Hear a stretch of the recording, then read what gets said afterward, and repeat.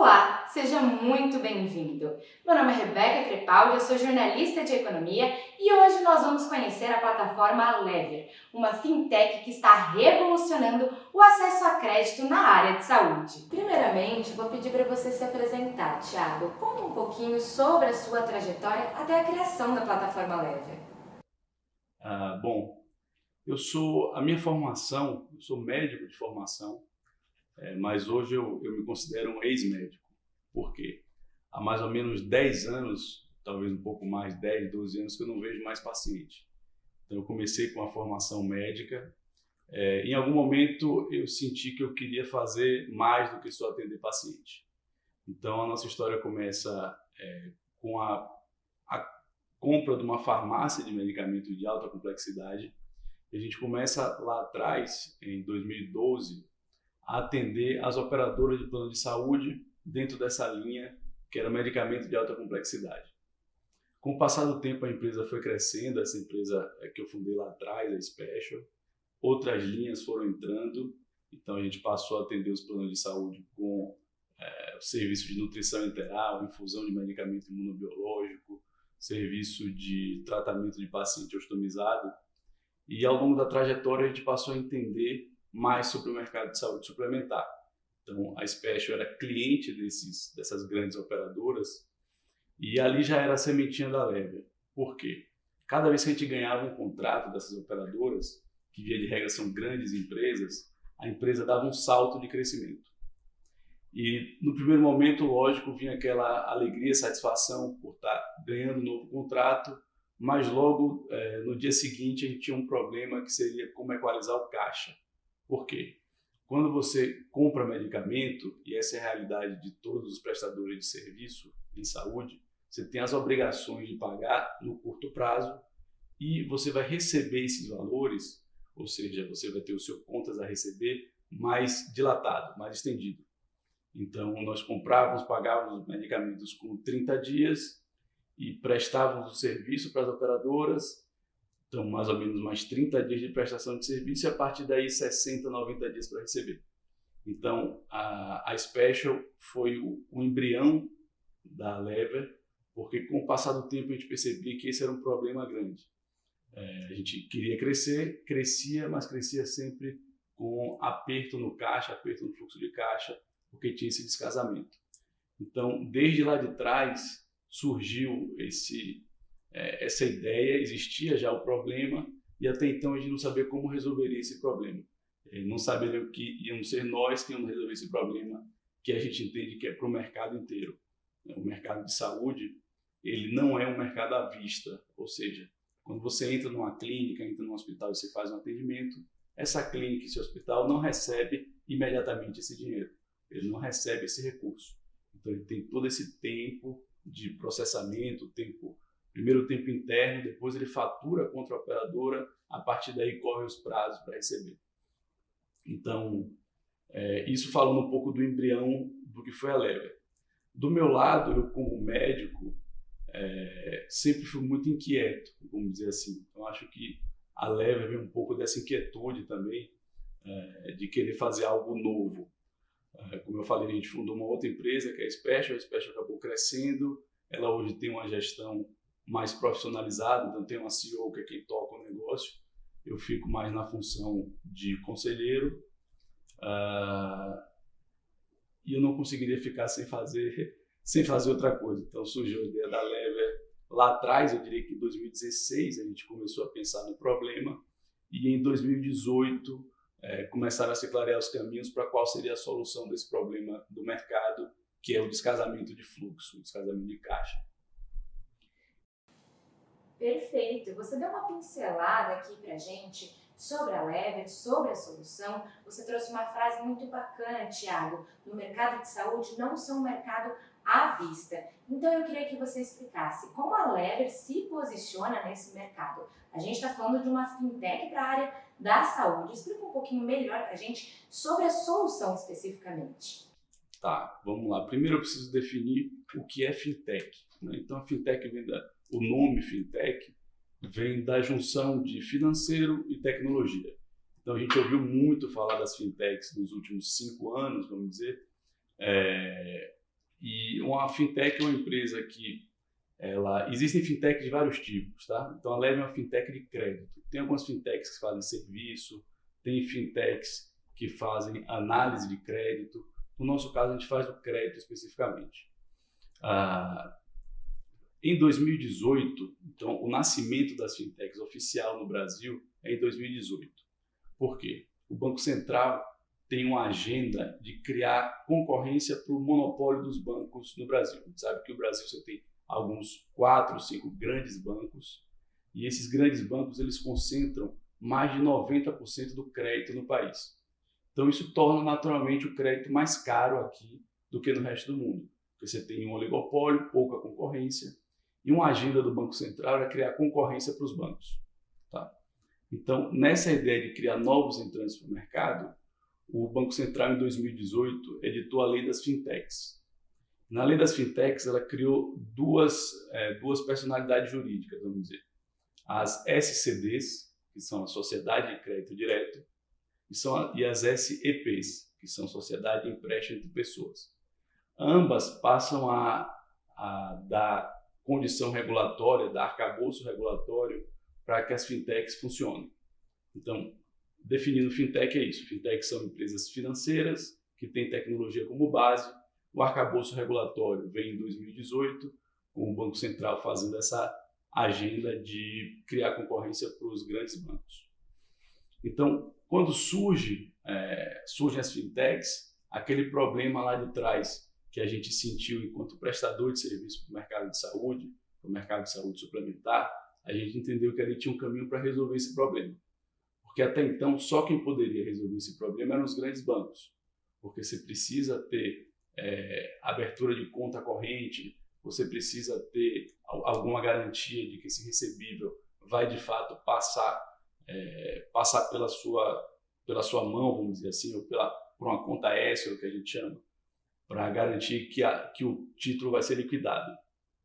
Então, juntando um problema que a gente via lá desde 2012 com o novo arcabouço de 2018, a gente em 2019 começou a pensar na Lever, em 2020 já tinha time de tecnologia trabalhando e em maio de 2020 foi quando a gente começou a operar.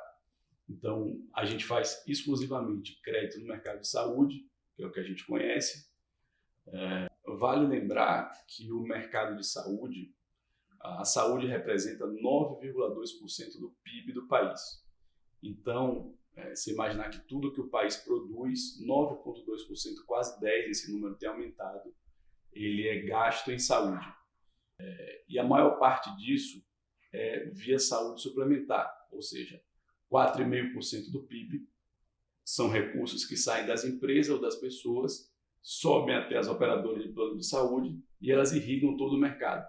Então, a partir daí, os mais de 300 mil prestadores de saúde recebem esses valores. Então, esse ecossistema é um ecossistema grande, tem um gigantismo natural do setor e a Lever vem para prestar esse serviço e resolver um problema que é crítico para o setor. Tem se tornado cada vez mais crítico. Se a gente olhar as notícias hoje, as operadoras de saúde têm a sinistralidade aumentada e a sinistralidade é quanto ela tem de despesa versus o que ela tem de receita.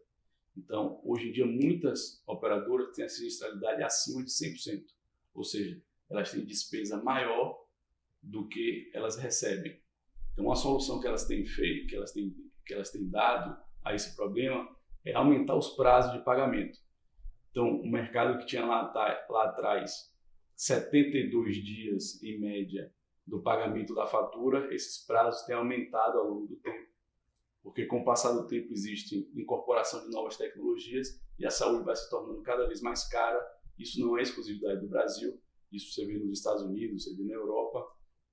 Então, as operadoras acabam ficando estranguladas também e a solução delas é estender o prazo.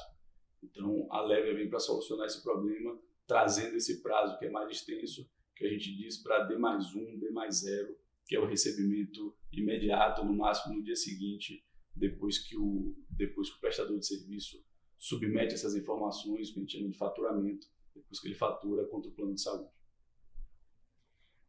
A gente, então, está falando de um mercado muito grande e forte. serviços de saúde realmente são essenciais.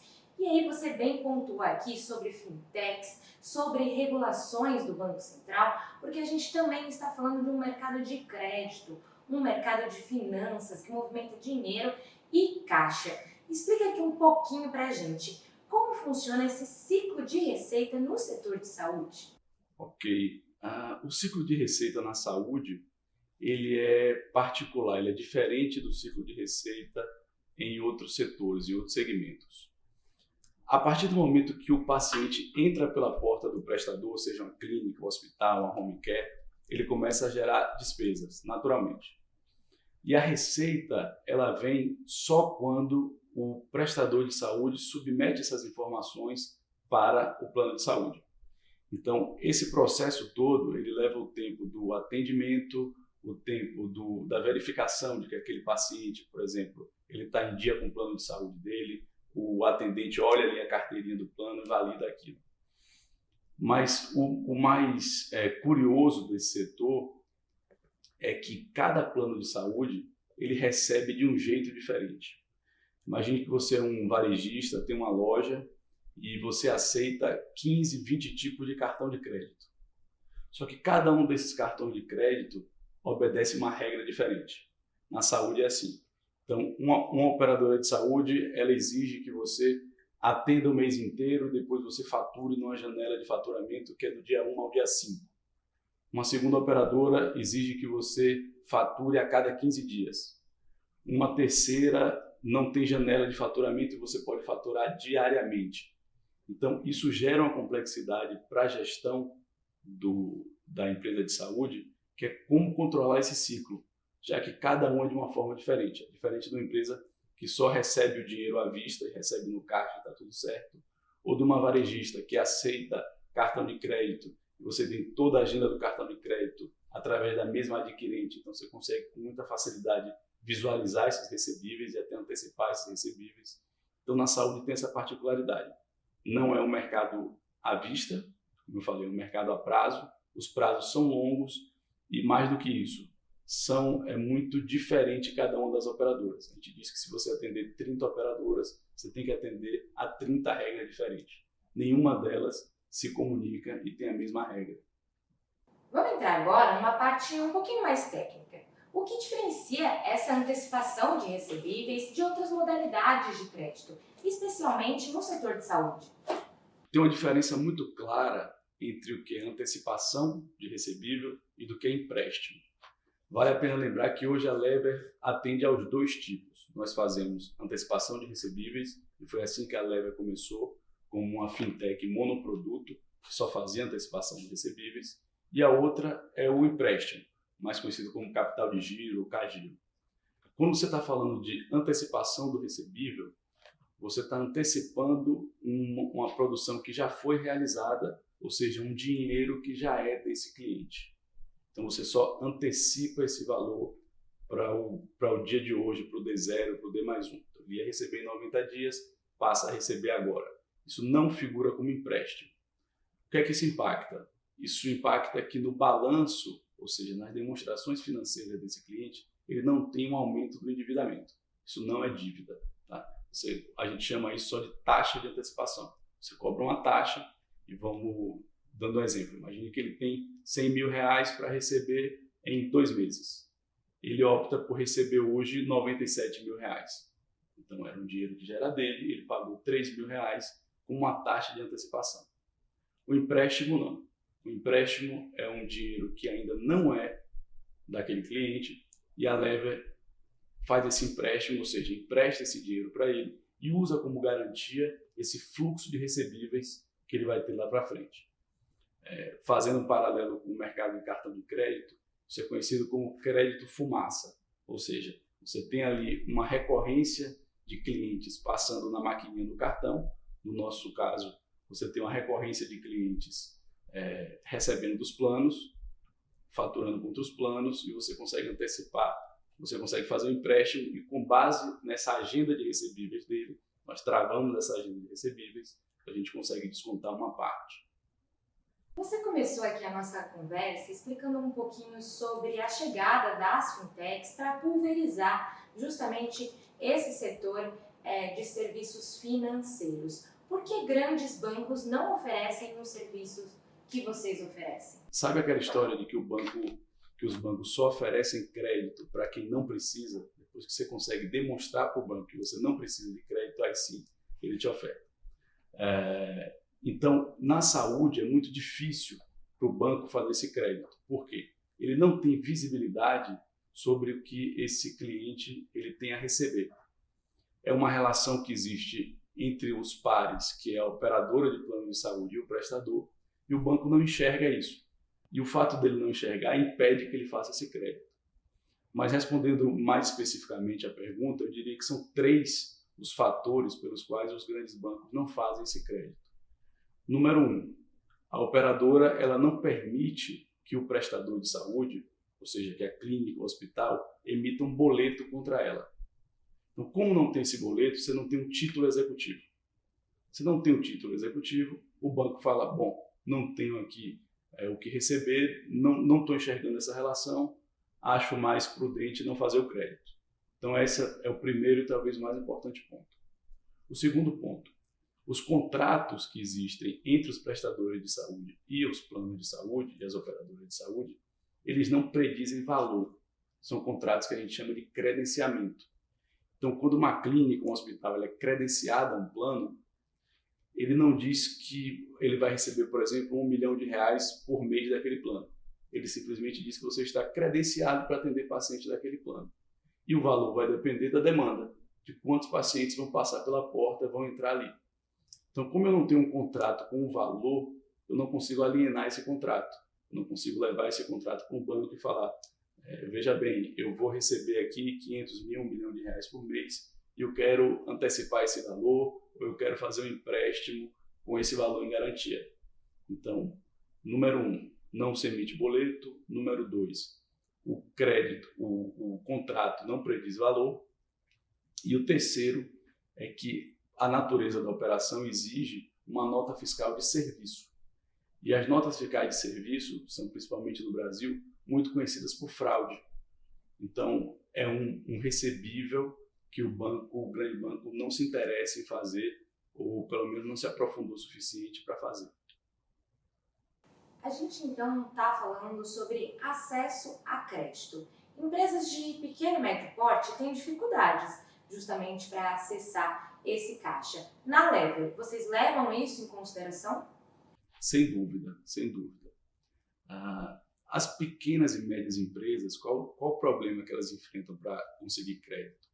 Elas têm, via de regra, as demonstrações financeiras, que são os documentos que dão substrato à análise de crédito, que são balanço, DRE, elas geralmente não têm essa contabilidade feita como deveria, bem feita. Então, quando você olha só o balanço de uma pequena e de uma média empresa, você tem dificuldade de avaliar o seu risco de crédito.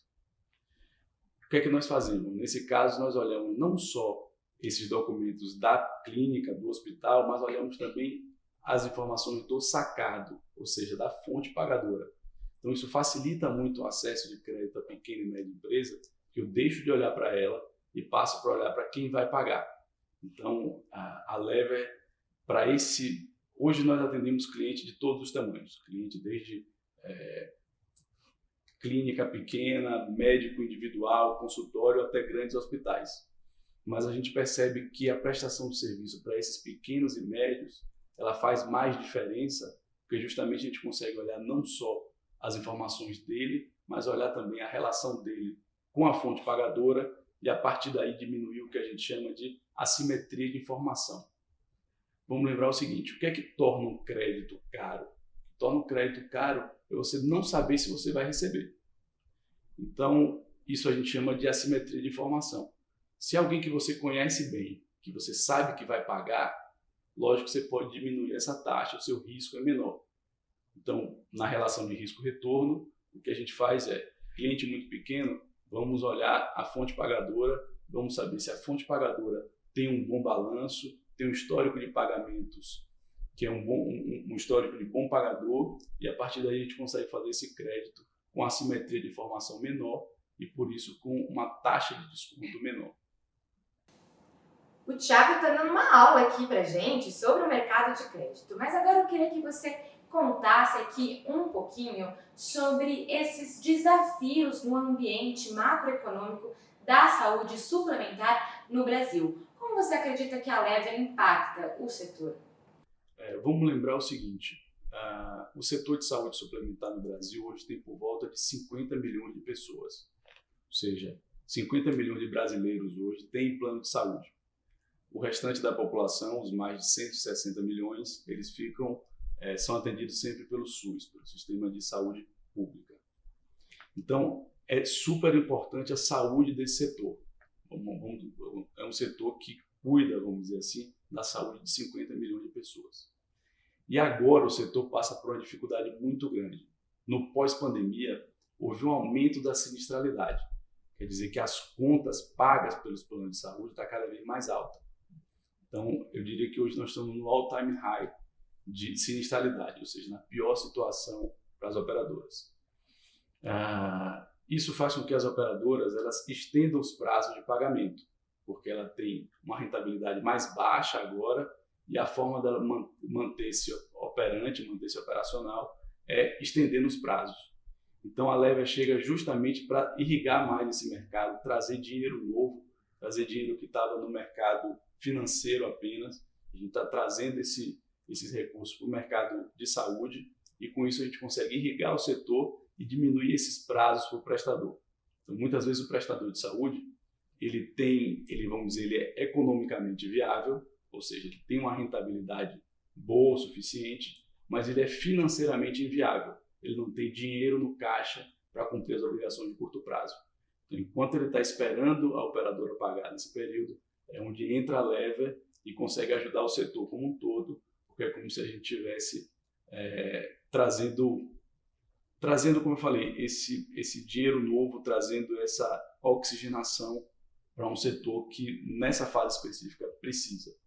Acredito que ao longo do tempo isso vai se ajustar com os reajustes dos planos de saúde, com a diminuição da inflação, que a gente chama de inflação médica hospitalar. Essa inflação ela não pode galopar ao ritmo que vai hoje, ela cresce muito mais do que a inflação, então ela precisa se estabilizar junto com a inflação, para a partir daí a gente ter um mercado de saúde mais sustentável. Mas, assim, respondendo com poucas palavras, a Lever traz dinheiro novo para oxigenar o setor. Vamos falar agora um pouquinho sobre gestão, que eu sei que é um ponto importante da plataforma. Como você acha que a Lever pode auxiliar na administração das empresas da área da saúde? Tá. Primeiro é preciso desmistificar uma coisa. Nenhum software, nenhum ERP a Lever não vai fazer fazer a gestão pelo gestor. Então, assim, a gestão é sempre feita por gente. A gestão é sempre feita por pessoas, por processos. Mas o que a Lever pode fazer e faz é trazer indicadores de como vai essa gestão.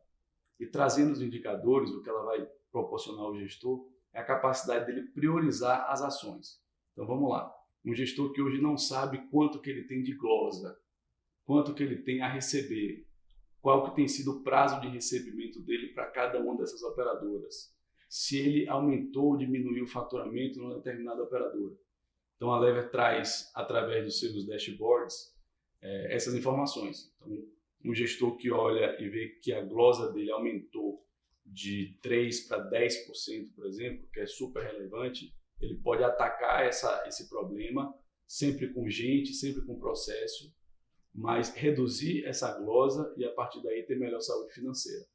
Então, o que a Lever traz é que com o uso da plataforma, ela traz bons indicadores para que o gestor possa tomar decisões mais assertivas. Então, mais uma vez, a gente não resolve o problema de gestão, mas a gente dá bons indicativos de qual é o melhor caminho, de qual a prioridade que o gestor deve seguir. Na sua visão, quais são as principais tendências de mercado e como a Lever está se adaptando a elas? As novas tendências, elas afetam todas as dimensões do negócio. Então, se a gente for falar na dimensão de produto, por exemplo, o que é que nós vamos trazer de novos produtos para esses clientes nossos, a principal coisa é ter foco no cliente, e é uma tendência mundial essa de ser customer centric, de entender o que é que o cliente precisa para você lançar de novos produtos. Então, nós estamos muito atentos a isso e usamos metodologia ágil para entregar essas melhorias. Então, a gente ouve o nosso cliente, entende o que ele precisa, a partir daí entra na esteira de produto e a gente consegue entregar esse produto. Então, é isso na dimensão de produto. Vamos para a dimensão comercial, que a gente percebe que hoje em dia existe uma menor necessidade de contato físico, vamos dizer, tete a tete com o cliente.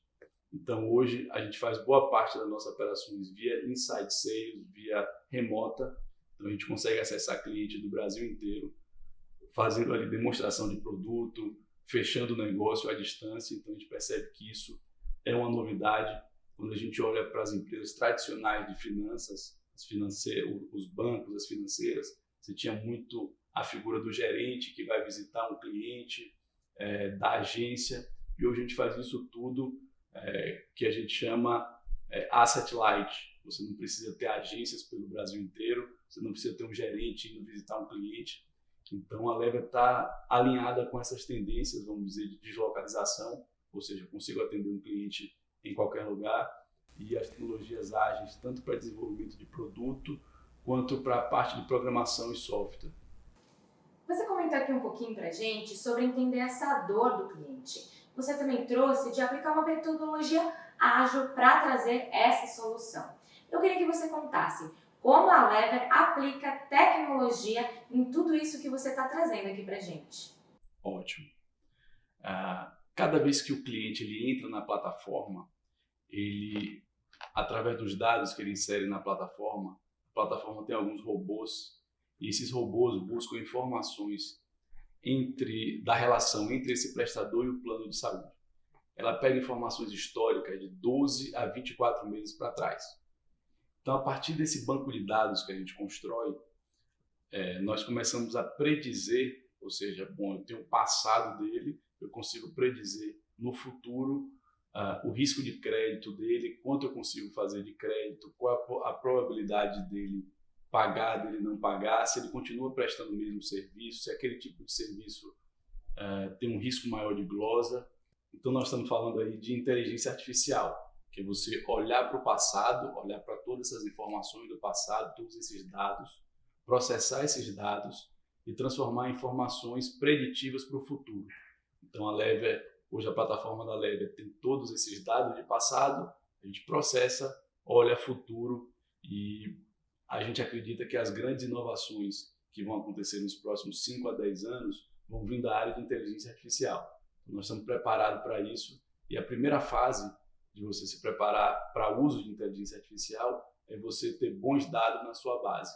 Você precisa ter um banco de dados coeso, um banco de dados com qualidade de dados importante e quantidade de dados suficiente. Então, é a partir daí que a Lever se diferencia também. E para o cliente, qual que é a vantagem dele fechar negócio com uma companhia, uma plataforma que atua especificamente na área da saúde? São muitas as vantagens de você ser uma empresa que é focada numa determinada vertical, num determinado setor. Por exemplo, na Lever a gente entende que é muito comum, muito frequente, a operadora de saúde pagar em atraso, mesmo que seja um atraso de 5 a 10 dias ali aquele cliente. Então, uma das soluções nossas é que simplesmente a gente não cobra multa por esses atrasos. Então, você imagina que temos vários clientes recebendo de uma mesma operadora. E essa operadora, num determinado mês, atrasou as faturas de todos os clientes. Naturalmente, a gente sabe disso e nós não vamos cobrar multa, simplesmente vai ser o prorata proporcional desses dias que ficarem em atraso. A gente conhece profundamente as dores do setor. Então, tem cliente, por exemplo, que num determinado mês passou por um problema no seu faturamento. Ele não conseguiu enviar todas as guias, ou se enviou, não enviou no formato correto que aquela determinada operadora exigia. Então, ele vai ter um problema de recebimento ali na frente. Então, a gente, de olho nisso, consegue ajudar esse cliente, sugerir para ele melhorias no faturamento e consegue dar esse fluxo financeiro, esse fluxo de caixa que é o que ele precisa.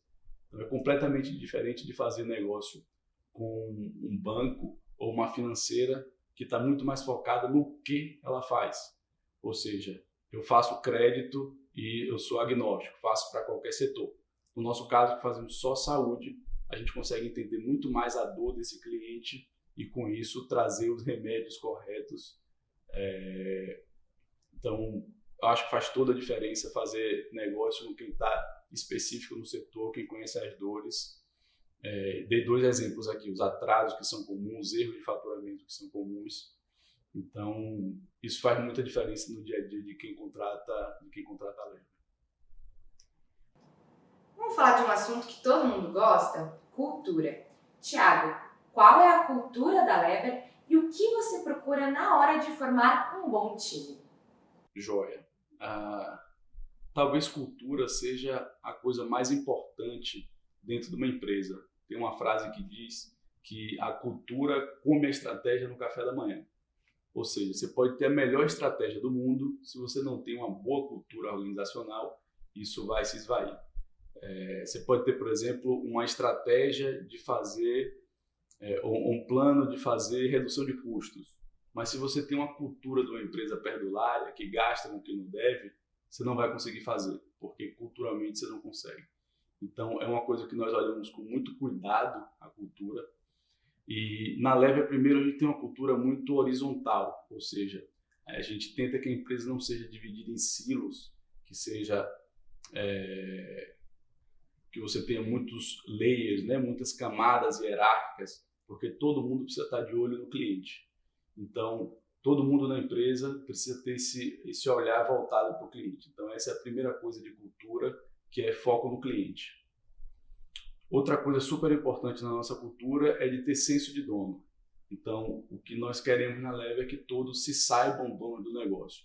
Não é aquela coisa de que você faz de conta que é dono do negócio ou que você finge que é dono do negócio. Tem que se saber dono. A gente sabe que numa empresa, quando a empresa cresce, todo mundo cresce junto.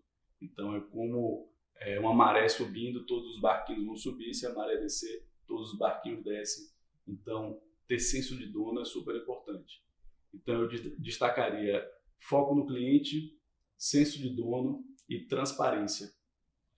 Porque no mercado, principalmente no mercado de crédito, a construção de confiança é super importante. E a gente acredita que só se constrói confiança com muita transparência. Então, a gente tenta ser tanto transparente da porta para fora, na nossa relação com os clientes, com os reguladores, com os investidores, quanto a gente tenta ser transparente internamente. Então, a gente se comunica com muita transparência entre si. Eu sempre digo que você não precisa ser a melhor pessoa do mundo. Você só precisa ser quem você diz ser. E quando você diz ser quem você é, você naturalmente constrói confiança, constrói confiabilidade, constrói um time coeso. Então, o que nós buscamos na Lever são isso. Pessoas apaixonadas, pessoas transparentes, gente com um brilho nos olhos, capaz de fazer diferença. A gente quer fazer diferença e que quer fazer esse negócio crescer e ser de fato muito relevante.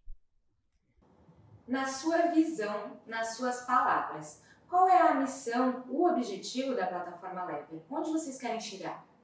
Bom, então, o sonho grande da Lever no médio prazo, nós nos tornarmos um banco do setor, um banco específico do setor de saúde.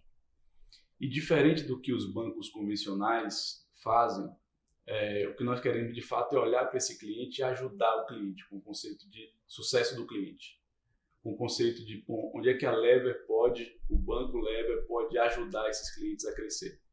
Então, se a gente olhar, por exemplo, para chegar lá, nós vamos precisar de alguns passos, cumprir alguns passos ainda. Por exemplo, hoje nós, dentro das linhas de receita de um prestador, nós estamos atendendo ele no que diz respeito à receita que vem de plano de saúde, ou seja, de saúde suplementar. A gente pode e vai expandir para a receita que vem do setor público, do SUS, e a receita que vem do particular. Então, nós vamos aí cobrir todas as linhas de receita do prestador. Outra coisa importante é entender qual é a dificuldade do cliente para crescer. Então, ajudar muitas vezes com o marketing daquele cliente, ajudar com o uso da capacidade ociosa, que é um problema do setor também. Tem muitas clínicas, hospitais que têm estrutura suficiente para atender mais pacientes, fazer mais atendimentos, mas não consegue fazer. Então, lá na frente, entender por que isso e fazer um trabalho que a gente chama de sucesso do cliente, que é como eu vou fazer aumentar a receita desse cliente. E voltando para a gestão desses clientes, como eu falei lá atrás, o ciclo de receita ele começa desde que o paciente entra pela porta da clínica do hospital. E hoje a Lever consegue ajudar o cliente a partir do momento que ele fatura contra o plano de saúde, quando ele envia essas informações para o plano de saúde. Mas existe um tempo entre o paciente entrar pela porta da clínica do hospital e fazer esse faturamento. Essa parte aqui, essa parte na linha do tempo, a gente quer lá na frente ajudar, seja via consultoria, seja via software, para você encurtar esses períodos, o lead time que a gente chama, e conseguir ainda assim e melhorar ainda mais o ciclo de receita do paciente. Ou seja, entre o paciente entrar e faturar, hoje em dia vamos dizer que existe um tempo de 30 dias. Se a gente conseguir encurtar esse tempo para 15 dias, são 15 dias a mais de fluxo de caixa para o cliente. Então, a visão da Lever é essa, é se tornar um banco do setor, um banco específico, um banco de nicho, mas diferente dos outros bancos, conseguir olhar para os problemas, para as dores desse cliente e ajudar de fato com o que é importante. Mas explica um pouquinho aqui pra gente, por que esses prazos dentro da saúde são tão dilatados? Essa é uma perspectiva histórica do Brasil. Se a gente olhar o Brasil na década de 70 e 80, nós fomos o país que tinha maior inflação no mundo. Nós chegamos a 80% de inflação. Então, quando você tem uma inflação grande como era no Brasil, quem ganhava dinheiro era quem tinha o dinheiro rendendo. Então, qual era a solução das seguradoras de saúde? Elas recebiam dinheiro das pessoas físicas, das empresas, retinham esse dinheiro e aplicavam, e quanto mais tarde elas pagarem esse serviço do prestador, ela pagaria com um valor menor e ela teria ganho mais dinheiro. Então, o mercado ele foi, vamos dizer, educado a receber com prazos mais longos, porque quem dominava o setor eram as seguradoras. Então, as seguradoras elas têm por natureza receber o valor, guardar esse dinheiro, aplicar esse dinheiro e lá na frente ele vai pagar. Então, com isso, tudo que era possível ser feito para você dilatar o prazo, seja, eu vou criar óbice, criar obstáculo ao faturamento. Ou seja, eu deixo você faturar contra mim só se for entre o dia 1 e o dia 5. Ou seja, eu crio uma janela de faturamento. Aí, se eu perder essa janela e eu só conseguir faturar no dia 6, bom, então só vou entrar no faturamento do mês seguinte. Então, eu adicionei mais 30 dias no prazo. Então, culturalmente, o mercado foi educado assim.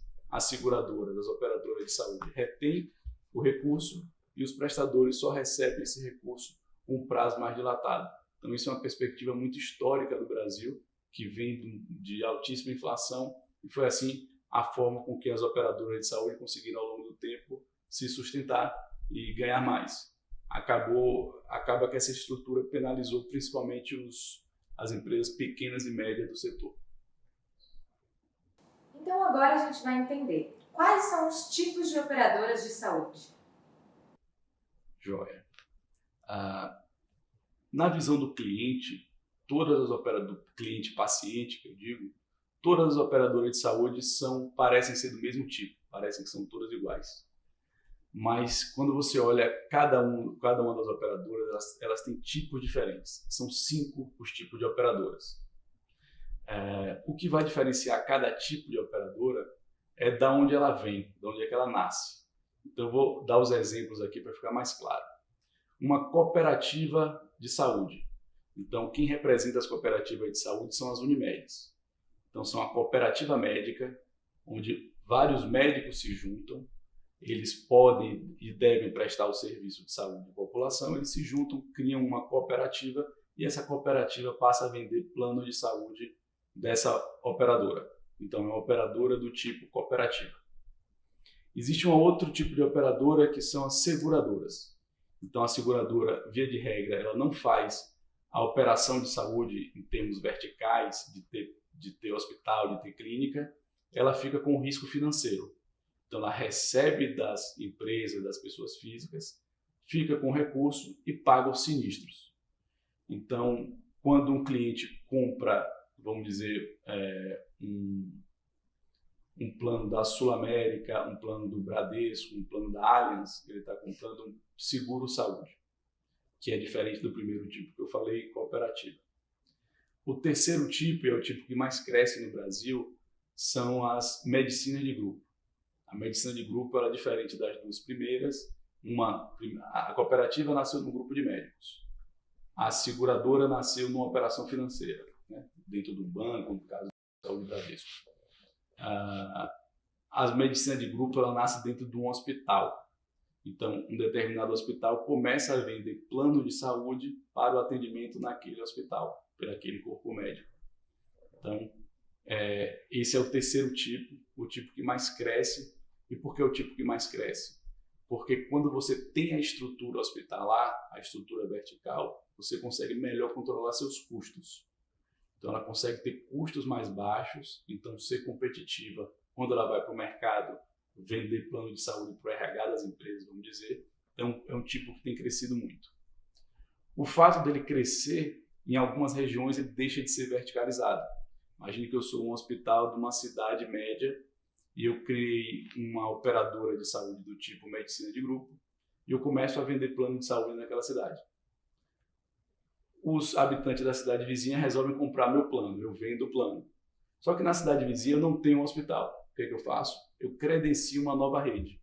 Então eu passo a ser, naquela segunda região, muito mais parecido com uma seguradora do que com a medicina de grupo de fato.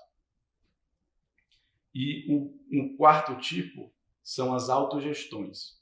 As operadoras de autogestões elas nascem dentro do RH de grandes empresas. Então, qual é a maior autogestão do Brasil? A CACI, que é dos funcionários do Banco do Brasil.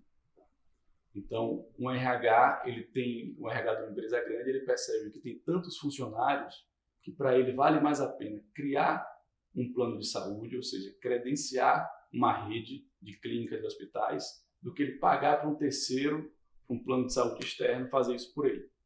Então, geralmente as autogestões também não têm estrutura verticalizada, eles usam a estrutura de clínicas e hospitais que já existem, eles só credenciam essas clínicas e hospitais.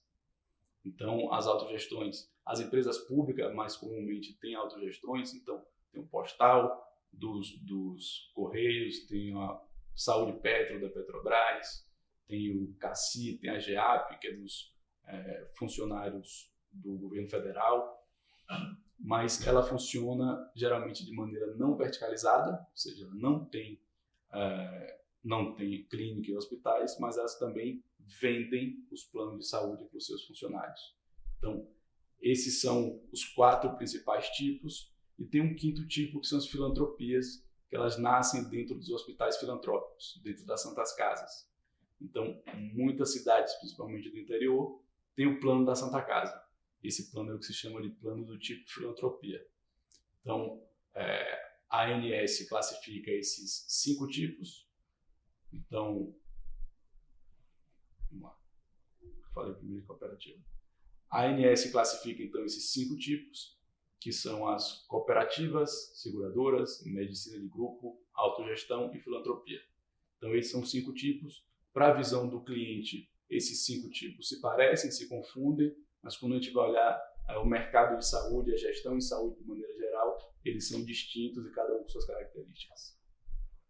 Tudo bem, Ivan? Seja muito bem-vindo. Eu estava aqui conversando com o Thiago, nós batemos um papo sobre gestão, sobre o problema que a Lever resolve, sobre tecnologia, sobre cultura de empresa, e agora eu queria que você se apresentasse. Conta um pouquinho pra gente da sua trajetória dentro da plataforma Lever.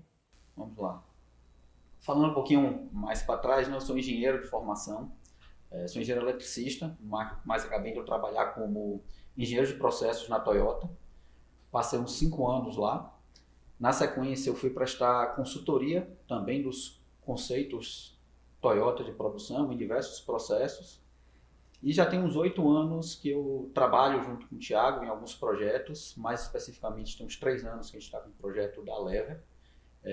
E hoje minha função principal é a operação, né? Cuidar do dia a dia da operação, garantir que as operações ocorram dentro do prazo, o regulatório esteja funcionando muito bem. E a parte comercial, a gente meio que divide as responsabilidades, né? Eu ajudo ali no time interno também, o time de vendas internas. Você, como diretor de operações, conta aqui pra gente como funciona essa antecipação de recebíveis. Como que é esse processo na prática? Em relação ao processo de antecipação, a gente pode dividir em duas grandes etapas. A primeira etapa consiste da parte de cadastro, e por mais simplificado que a gente faça, ele é muito similar a um processo de cadastro bancário. Então, é necessária a verificação dos documentos da empresa, contrato social, histórico financeiro, balanço de DRE, documentos dos sócios e assim por diante. Durante essa fase é feito o contrato-mãe, que rege as características do relacionamento entre a Lever e o cliente. Esse processo é um pouco mais longo por essas características de cadastro mesmo. Finalizada essa parte, a gente entra na parte que a gente considera que é operacional, né? A cada antecipação é feito o termo de cessão do direito creditório e o dinheiro é liberado no mesmo dia da operação, né? Normalmente ali pela manhã o cliente faz a solicitação, os documentos são enviados para assinatura, as assinaturas são eletrônicas através de uma certificadora digital e após a assinatura, dentro de 2 horas aproximadamente, o dinheiro está antecipado na conta do cliente. E sobre as taxas de antecipação? Elas são baseadas somente no histórico de crédito do cliente? A taxa depende de vários fatores. Dentre eles, obviamente, o histórico do cliente, a exposição financeira que ele tem, mas levamos em consideração também quanto a antecipação representa de seu faturamento. Então, o cliente está antecipando 20% do seu faturamento mensal, 30% do seu faturamento mensal, esse é um ponto relevante. E tem uma informação adicional que é avaliada, que é a fonte pagadora. Então, qual é a saúde financeira da fonte pagadora? Tá? A gente está focado no mercado de saúde, basicamente a gente tem feito antecipação de operadoras de saúde, então também é avaliado a saúde financeira da fonte pagadora para garantir a segurança da operação. Então, é difícil definir uma taxa antes de olhar todos esses requisitos, porque é uma análise de vários fatores que ajudam nessa determinação. Levando em conta esses constantes aumentos nos prazos de pagamentos e as dificuldades que as operadoras estão tendo em arcar com os custos, eu queria que você explicasse um pouquinho melhor. O que acontece se a operadora não pagar dentro do prazo? Existe alguma multa? Boa pergunta. Não há multa na nossa operação, né? Caso a fonte pagadora, a operadora de saúde, atrase o pagamento, o cliente vai pagar os juros pro rata, o que significa que ele vai pagar pelo tempo que utilizou o dinheiro, digamos assim. Tá? Tentando dar um exemplo bem simples, se ele fez uma antecipação e por 30 dias ali ele pagou R$100 de taxa de antecipação e a operadora atrasou mais 15 dias, ele vai pagar proporcional a esses 15 dias. Então ele vai pagar, por exemplo, mais R$50 por 15 dias a mais de uso do dinheiro, né, antecipado. Então, é um cálculo de juros simples e não tem multa em caso de atraso. E agora, eu queria falar de um ponto um pouquinho delicado, que tem gerado certa discussão entre operadoras e prestadoras de saúde, que são as glosas. Explica aqui pra gente o que são, o que significa e o que acontece com a liquidação caso elas estejam presentes. A glosa é quando o plano discorda de alguma cobrança, né? Digamos que uma clínica prestou um serviço e fez uma cobrança de R$100. A operadora pode discordar totalmente ou parcialmente daquele serviço e, nesse caso, ela concorda em pagar R$70 por aquele serviço. Se tivéssemos antecipado esse título, né, no momento do vencimento, não seria liquidado totalmente. Seria feita uma liquidação parcial desse título, ficaria em aberto 30% nesse caso, e seria cobrado juros pro rata, não teria multa por atraso. Então, correria os juros proporcional sobre o saldo devedor até a quitação completa do título. Normalmente, o que acontece é no próximo pagamento da operadora essa operação ser quitada. Por ser uma solução nova no mercado e que muitas pessoas ainda desconhecem, como que a Lever demonstra segurança aos seus clientes e qual é a garantia da operação? A questão da confiança, né, se constrói ao longo do relacionamento. A gente comenta que o começo é sempre mais difícil, né? Hoje a gente já tem um histórico de clientes relevantes. Então, muitas vezes a gente coloca os clientes novos em contato com os clientes que já estão na casa para eles entenderem, sentirem confiança no funcionamento da operação. E a gente tem conseguido caminhar bem dessa maneira. Em relação à garantia da operação, utilizamos a comunicação entre prestador de serviço e fonte pagadora para diminuir a simetria de informação. Então, a gente consegue entender quais foram os serviços prestados e quais os valores existem a ser pagos pela operadora de saúde. E utilizamos uma trava bancária para garantir que o recurso caia, né, na conta e seja liquidada a operação. Então, é uma garantia muito mais simples do que o mercado utiliza, né? Não é uma garantia real como imóvel ou um bem do proprietário ou da empresa. Vocês realmente possuem muitas ferramentas para demonstrar essa segurança e a garantia. Obrigada aqui por você explicar e compartilhar um pouquinho com a gente. E por fim, eu queria te perguntar se você poderia explicar da origem do funding das operações. Nós utilizamos um fundo de investimento em direitos creditórios, que é um instrumento regulado pela Comissão de Valores Imobiliários, que serve justamente para essa função, que é adquirir direitos creditórios, né? E no nosso caso a gente usa para antecipação de recebíveis. O fundo faz o papel tanto de captar recursos no mercado financeiro, como de adquirir os direitos creditórios dos clientes, que é o nosso produto em si, que é a antecipação de recebível. Perfeito, Ivan. Eu queria te agradecer imensamente aqui pelas respostas, por você explicar e compartilhar um pouquinho da operação e do seu papel e trajetória dentro da Lever. Muito obrigado. Obrigada eu. Aqui você pode entender um pouquinho melhor como funciona a plataforma Lever, através do nosso bate-papo com o Ivan e com o Thiago.